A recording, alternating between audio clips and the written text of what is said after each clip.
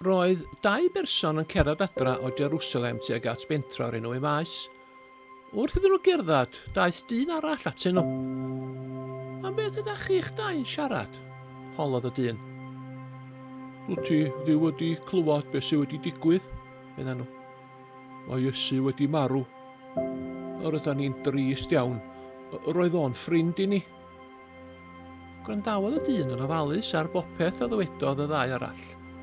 Siaradodd â nhw am Iesu a'r hyn y mae'r Beibl yn ei ddweud amdano. Erbyn iddyn nhw gyrraedd y Maes, roedd hi bron iawn yn nos. "Dewch chi aros yn ein tŷ ni heno yma," medda'r 2 ffrind. Cyn iddyn nhw fwyta eu swpar, gweddïodd y dyn. Yna, cododd y dorth o fara, a'i thorri'n 2 ddarn. Edrychodd y 2 ffrind ar ei gilydd, wedi rhyfeddu. Dyna oedd Iesu, bob amser yn ei wneud.